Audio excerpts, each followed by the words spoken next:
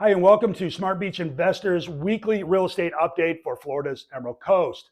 This is where we take a look at the vital market statistics, looking for trends and anything that will tell us where prices are headed in the short term and even the long term. Then we offer a little bit of analysis that will help you determine whether you should buy, sell, or hold your property. All right?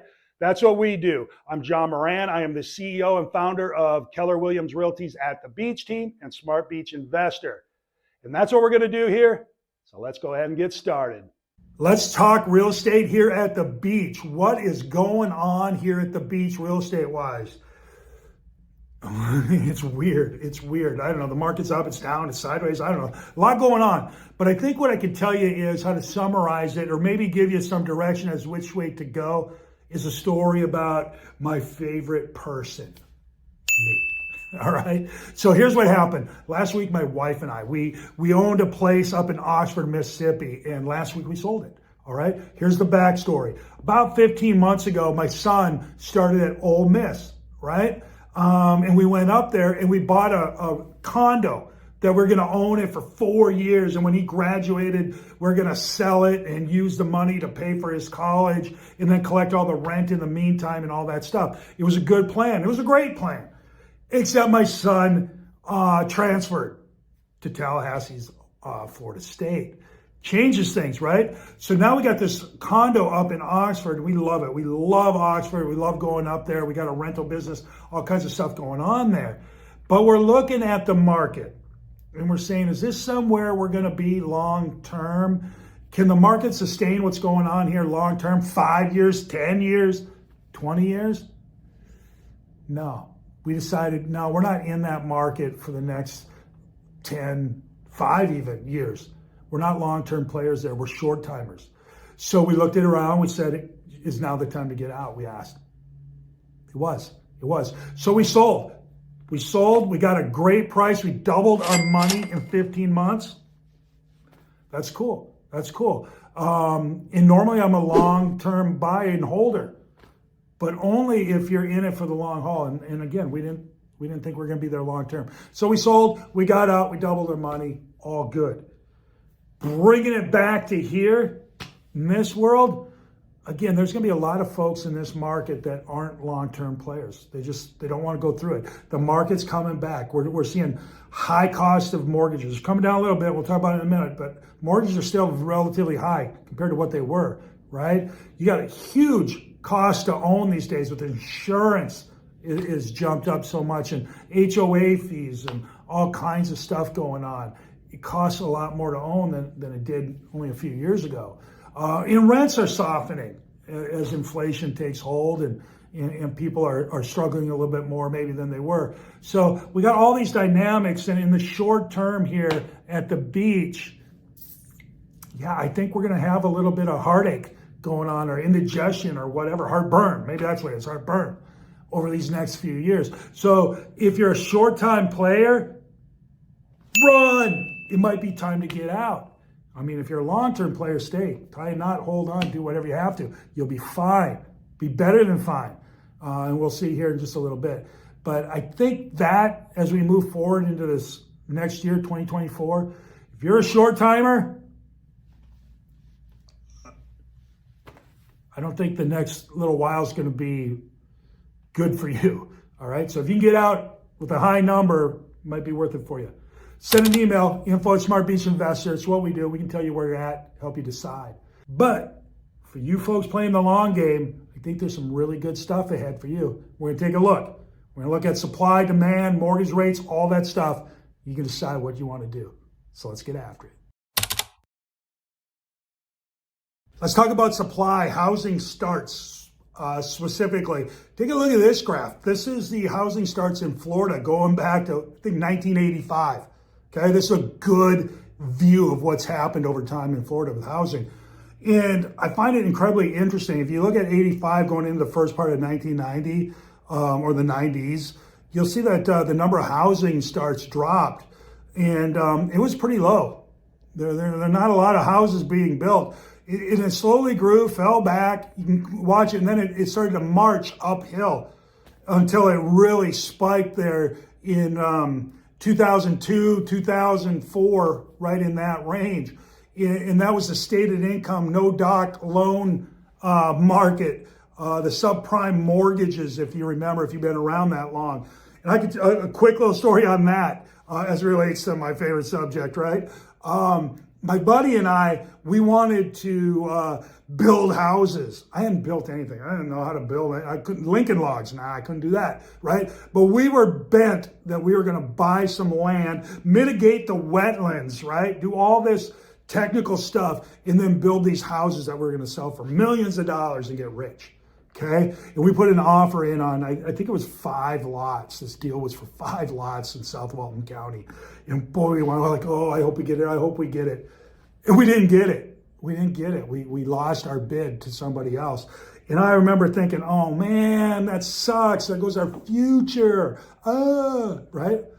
And I think probably 2 years later, they short sold all that land, right? Whoever bought it never built.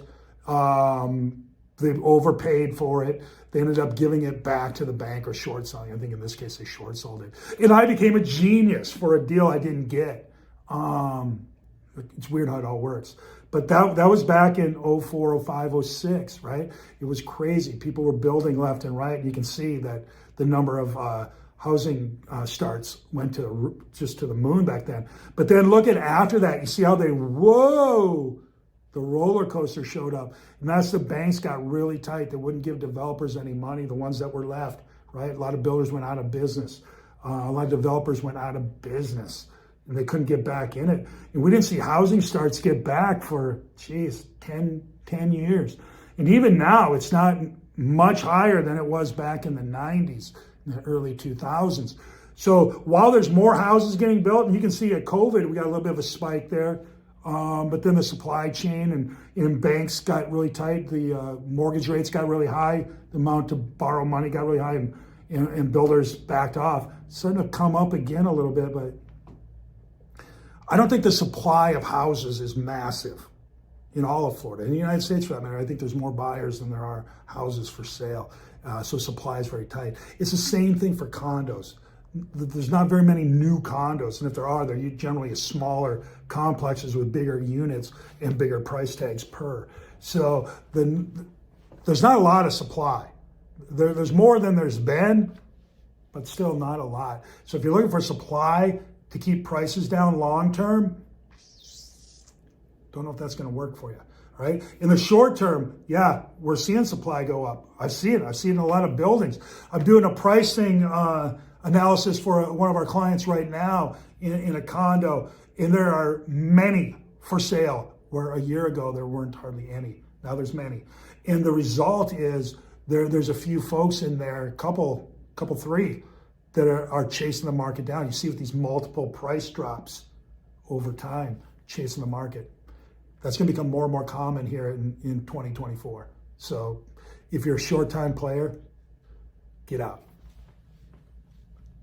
Run. Okay? Long term, you're going to be fine. You're going to be fine. Let's take a look at the other side of the equation. Demand. What does that look like? Let's take a look. I love looking at maps like this, right? It's so cool. Florida is on fire, has been for a while, and will continue to be, all right? So these are the counties in Florida. This is a study by the Florida Legislature Econographic News. Florida Legislature Econographic News. Say that 10 times fast, right? So they're reporting that population growth in Florida is up 737,945. I wonder if they got everybody. But since the 2020 since the 2020 census, okay, population's up 738,000, okay? That's a good number. That's a lot of folks coming to Florida, right?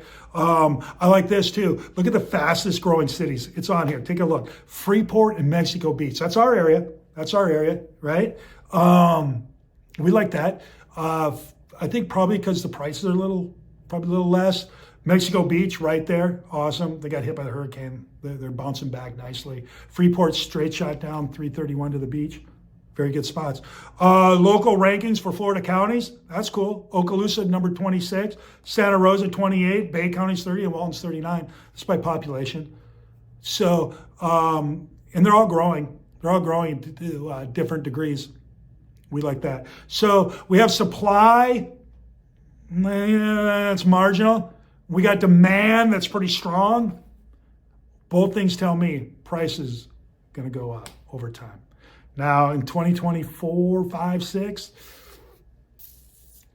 a lot going on. We got a high price, even though I think prices can come down a little bit. We still have high prices for property. We got high prices for mortgage. Yeah, they're going to come down a little bit, probably a little bit, but still pretty high. We got high cost to own. All right. I think we got some insurance companies coming in here this week or next week. I think there's 5 new insurance companies supposed to be coming around. That should bring down the price of insurance, a little more competition. Maybe. Watch that. But so in the short term, it's going to be tough. It's going to be tough here to get high prices if you're an owner. All right. If you're in for a long haul, sit back, watch what happens. But if you're 5 years or less, careful. It's going to be a little bumpy. Okay. What else are we watching? Well, mortgage rates. What's going on there? Let's take a look. Mortgage rates, they're always interesting, aren't they? What is the Fed doing? What's the Fed doing? Oh, my word. Okay, but it matters. When rates go from 2 point something to 8 in a short period of time, this condensed period of time, massive punch. We saw it with the number of transactions over the last year. Massive. But here, look at this graph. Rates did go up. There were 11 Fed funds rate increases, which caused mortgage rates to really climb really high, really fast. Well, high, fast. But now they're starting to come back a little bit. And there's a lot of talk that the Fed is starting to temper their position, and it might even start lowering mortgage or federal funds rates, which generally impact mortgage rates. So will you see a dramatic fall? I don't think so. Will you see a fall back? Maybe on interest rates. Maybe there's a lot of talk. Maybe they get down to 6, 6.5, something like that, which is better. That's better than 8, not 3 or 2.5, but it's still certainly better.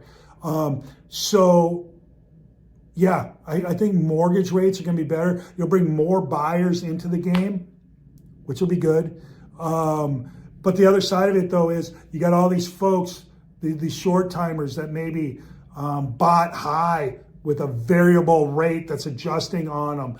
And this high cost to own and assessments and everything is just putting the screws to them. And you'll start to see the inventory, like we talked about, come up, which is good. This is very healthy for a market, right? Not so great for short timers, but it's good for the long-term health of an economy here at the beach. So look for, at least in 24, look for the number of properties for sale to climb.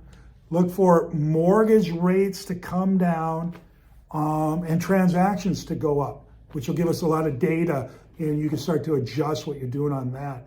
So all in all, yeah, I think 2024 is going to be very tight. In January through July, it's going to be July on. I think you'll start to see some gripping, some good stuff, and maybe we'll start to get some positive news, maybe even some growth again. But be careful. This is another thing, right? If you live in Florida, you understand this. When a hurricane comes and it's blowing and it's nuts and oh my word, what's happening? And then all of a sudden it calms down, right? And maybe even the sun comes out. You're like, whew, that was crazy, right? Is it over? Let's start picking some up. Next, you know, it's going again. Now you're getting the backside. All you had was that eye where it just kind of mellowed out a little bit, and now you're getting socked again. Be careful is all I'm saying. 2024, you might see later in the year, September, October, this time next year, what seems like good stuff. Be careful that isn't just the eye kind of going over and giving you a little breather, and now there's some more coming, okay? There's probably a couple year, 3, 4, I don't know. Something like that probably though. But if you're in for a long haul, you got a lot of stuff going on. Supply is going to be an issue for people. Demand's there.